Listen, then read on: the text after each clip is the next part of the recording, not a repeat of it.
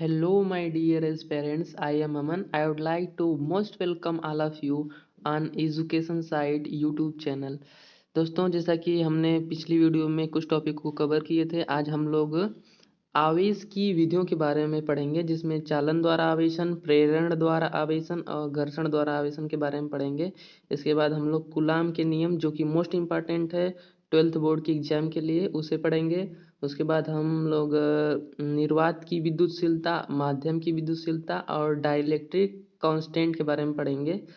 इसके अलावा हम लोग कूलाम का वेक्टर फॉर्म भी सीखेंगे और वैद्युत बल और गुरुत्वाकर्षण बल में डिफरेंस को भी सीखेंगे। चलो दोस्तों, हम लोग स्टार्ट करते हैं। आवेशन की विधियां, मेथड्स ऑफ चार्जिंग। ओके, तो आवेशन की निम्न विधियां हैं, जिसमें चालन विधि है, जिसको हम इस प्रकार समझ रहे हैं। जब किसी अनावेशित वस्तु को आवेशित वस्तु से जोड़ दिया जाता है, मतलब हमने दो दो कंडक्टर लिए, दोनों को हमने वेल्डिंग द्वारा जोड़ दिया। मान लीजिए हम एक कंडक्टर पर कोई चार्ज है और दूसरे कंडक्टर पर भी कोई चार्ज है, और उन दोनों को हमने वेल्डिंग द्वारा जोड़ दिया। अब जिस कंडक्टर पर ज़्यादा आवेश रहेगा, वो उसका आवेश दूसरे कंडक्टर पर ट्रांसफर होगा, जब तक कि उनके आवेश आपस में इक्वल ना हो जाए। तो यही है कंडक्शन द्वारा आवेशन की विधि, जिसमें हम लोग देख रहे हैं। तो फिर से देखते हैं। जब किसी आवेशित वस्तु को आवेशित वस्तु से जोड़ दिया जाता है, तो आवेशित वस्तु से अनावेशित वस्तु में तब तक स्थानांतरित होता है जब तक दोनों का विभव समान न हो जाए। इस आवेश को चालन आवेश कहते हैं तथा आवेशन की इस विधि को चालन द्वारा आवेशन कहते हैं। नेक्स्ट देखते हैं। जैसा कि ये कंप्लीट हो चुका है, हम लोग आगे देखते हैं। देखिए दोस्तों, ये कोई आवेश है और ये दूसरा आवेश है। कोई मतलब दो कंडक्टर हैं जिन पर आवेश है। इनको आपस में रखने पर अधिक आवेश वाली वस्तु से कम आवेश वाली वस्तु की ओर आवेश जाने लगता है, जब तक कि उनके आवेश आपस में इक्वल न हो जाएं। अब हम लोग प्रेरण द्वारा आवेशन को देखते हैं। बाय इंडक्शन, जब एक अनावेशित वस्तु को आवेशित वस्तु के समीप लाते हैं, तो आवेशित वस्तु में विपरीत प्रकृति का आवेश उत्पन्न होता है। इस आवेश को प्रेरण आवेश तथा आवेशन की इस विधि को प्रेरण द्वारा आवेशन कहते हैं। इसमें ज़्यादा कुछ है नहीं दोस्तों, इसको पढ़ने पर आसानी से समझ में आ जाएगा, इसलिए हम लोग आगे बढ़ते हैं। घर्षण द्वारा आवेशन देखते हैं इसको। तो दो वस्तु को आपस में अगर हम रगड़ते हैं तो उनमें बेसिकली चार्ज डेवलप हो जाता है, जिसे हम घर्षण द्वारा आवेशन करते हैं। तो जब दो विशेष प्रकार की वस्तुओं को परस्पर रगड़ा जाता है, तो इलेक्ट्रॉन एक वस्तु से दूसरे वस्तु में स्थानांतरित होता है, जिससे दोनों वस्तुएं आवेशित हो जाती हैं। इस आवेश को घर्षण आवेश तथा आवेशन की इस विधि को घर्षण द्वारा आवेशन कहते हैं। दो वस्तुएं हैं जिन्हें हम लोग रगड़ रहे हैं। रगड़ने के पश्चात एक पर पॉजिटिव आवेश आ गया और एक पर निगेटिव आवेश, तो इसे हम बेसिकली घर्षण द्वारा आवेशन कहेंगे। जैसे अगर किसी हम प्लास्टिक को अपने बाल पर रगड़े हैं, तो बेसिकली बाल पर हमारे पॉजिटिव चार्ज आता है और प्लास्टिक पर नेगेटिव चार्ज आ जाता है। आगे देखते हैं। ये तो मोस्ट इम्पॉर्टेंट है, कूलाम का नियम। ये तो 100% आने वाला है बोर्ड एग्जाम में, जैसा कि आप लोग इसे अच्छे से तैयार करिएगा। कूलाम का नियम, कूलाम ने 1785 में एक नियम दिया था। उन्होंने दो आवेश को लिया और उनके बीच की दूरी को घटाकर बढ़ाकर उसका एनालाइज किया। तो उन्होंने देखा कि इन पर एक बल कार्य कर रहा है, जो इनकी दूरी पर डिपेंड करता है, और कुछ चीज़ें हैं और कुछ पैरामीटर हैं जिन पर भी डिपेंड करता है। तो बेसिकली ये मोस्ट फैक्टर है, जिससे कि दूरी ये वैल्यू कर रही है कि दूरी चेंज करने पर इनके बीच लगने वाले बल चेंज हो रहे हैं। तो उन्होंने एक नियम दिया। इन्होंने अपने नियम में बताया कि निश्चित दूरी पर स्थित दो बिंदु आवेशों के बीच वैद्युत बल उनके मात्राओं के गुणनफल के अनुक्रमानुपाती तथा बीच की दूरी के वर्ग के व्युत्क्रमानुपाती होता है। जैसा कि इसमें दिया है, निश्चित दूरी पर स्थित दो आवेशों के बीच वैद्युत बल उनके आवेशों के गुणनफल के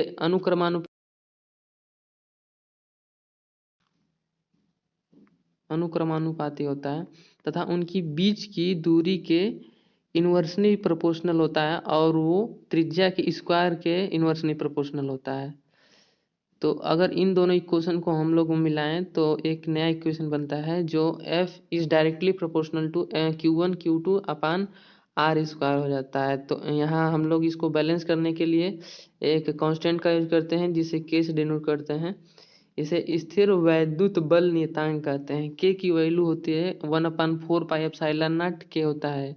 इसमें एप्सिलॉन नॉट की वैल्यू 8.85 इंटू 10⁻⁻12 होती है, जिसे हम आगे देखेंगे। F is equal to 1/4 pi epsilon naught K into Q1 Q2 upon R square, जहाँ एप्सिलॉन नॉट इसे एप्सिलॉन जीरो भी बोलते हैं। ये परमिटिविटी या फ्री स्पेस होता है। निर्वात की विद्युतशीलता से इसको जाना जाता है। एप्सिलॉन नॉट की वैल्यू 8.86 इंटू 10⁻⁻12 होती है। इसका मात्रक कूलम स्क्वायर प्रति न्यूटन मीटर स्क्वायर होता है। ये ज़्यादा इंपॉर्टेंट है, ये बोर्ड एग्जाम में इसका मात्रक पूछ लेते हैं। कि आपका माध्यम का परावैद्युतांक है। इसकी value 1/4 pi epsilon not 9 into 10⁻³ होती है, 10⁹ होती है। इसका मात्रक न्यूटन मीटर स्क्वायर प्रति कूलम स्क्वायर होता है। आगे देखते हैं निर्वात की विद्युतशीलता।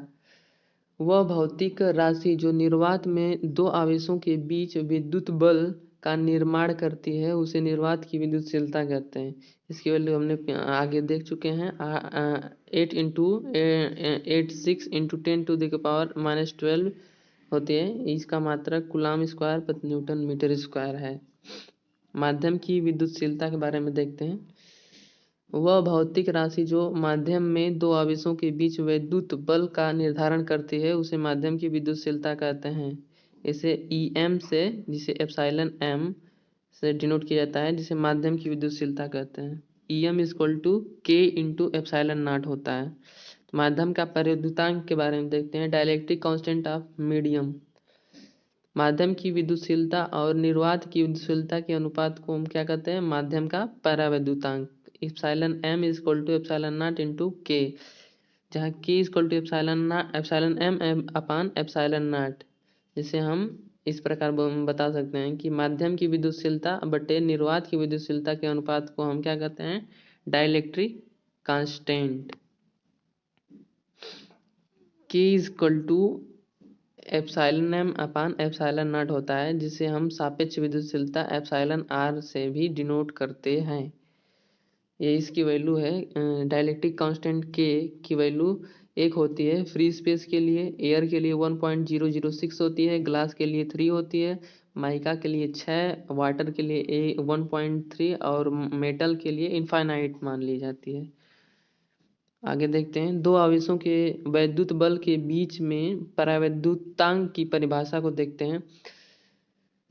निर्वात में दो आवेशों के बीच विद्युत बल तथा माध्यम में उतनी ही दूरी पर उन्हीं आवेशों के बीच बल के अनुपात को क्या कहते हैं?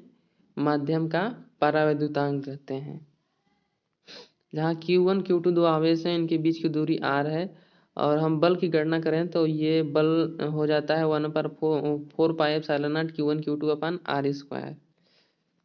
माध्यम के बीच लगने वाला बल है, दो आवेशों के बीच लगने वाला बल, जहाँ K को हम F0 और FM से डिनोट करते हैं। K है एयर के निर्वात के बीच लगने वाला बल और FM है, बेसिकली F0 है निर्वात के बीच लगने वाला बल और FM है माध्यम के बीच लगने वाला बल। तो K हो जाएगा K = F0 upon FM। K की वैल्यू इन सब के बराबर हो सकती है। F0 upon FM, epsilon naught upon epsilon M, V0 upon VM, epsilon M upon epsilon naught, is equal to epsilon R, जिसे सापेक्ष विद्युतशीलता कहते हैं। आवेश का मात्रक एवं विमा के बारे में बात करते हैं। आवेश की मात्रक एसआई में कूलम्ब होता है और सीजीएस में स्टैट कूलम्ब होता है। 1 ABC is equal to 3 × 10⁻10 stat coulomb होता है और 1 ABC is equal to 10 coulomb होता है। आगे देखते हैं 1 coulomb is equal to 3 × 10⁻9 stat और 1 micro coulomb is equal to 10⁻³ coulomb. 1 micro coulomb is equal to 10⁻6 coulomb और 1 नैनो कूलम्ब की equal to 10⁻9 coulomb. 1 pico coulomb is equal to 10⁻12 coulomb Q. आगे coulomb 1 coulomb की परिभाषा को देखते हैं। F equal to 1/4πε0 के Q1 Q2/r², जिससे हम अगर Q1 और Q2 की वैल्यू 1 कूलम्ब मान लें और उनके बीच की दूरी 1 मीटर मान लें तो निर्वात की विद्युतशीलता 1 होगी, तो हम पहले से जान चुके हैं। तो इसके बीच लगने वाला बल जो होगा वो 9 × 10⁹ न्यूटन होगा। इसे हम कूलम्ब का नियम कहते हैं। तो इसकी परिभाषा देख लेते हैं। एक समान परमाणु के 2 बिंदु आवेशों को निर्वात में परस्पर 1 मीटर की दूरी पर इस प्रकार रखा जाए कि उनके बीच वैद्युत बल 9 × 10⁹ न्यूटन हो, तो आवेशों की इस मात्रा को एक कूलम्ब कहते हैं। कूलम्ब के नियम का वेक्टर रूप देखते हैं। तो vector F is equal to 1/4πε0 के Q1 Q2/r² और इसके बाहर हम आर कैप से मल्टीप्लाई करते हैं। आर कैप एक इकाई सदिश होती है जिसे बेसिकली हम vector R upon mod of vector R भी उसकी वैल्यू रख सकते हैं। इसमें हम 2 बलों के बीच समानता को देखेंगे, वैद्युत बल और गुरुत्वाकर्षण बल के बीच तुलना देखते हैं। तो इनमें सिमिलरिटी क्या है, तो दोनों व्युत्क्रम वर्ग के नियम का पालन करते हैं, ये समानता है। और दोनों बल संरक्षी एवं केंद्रीय बल हैं, ये इन दोनों बल की समानता है। और असमानता क्या है, वैद्युत बल आकर्षण एवं प्रतिकर्षण दोनों प्रकार का होता है। वैद्युत बल माध्यम की प्रकृति पर निर्भर करता है। वैद्युत बल मजबूत बल है जबकि गुरुत्वाकर्षण बल क्षीण बल है, मतलब कमजोर बल है।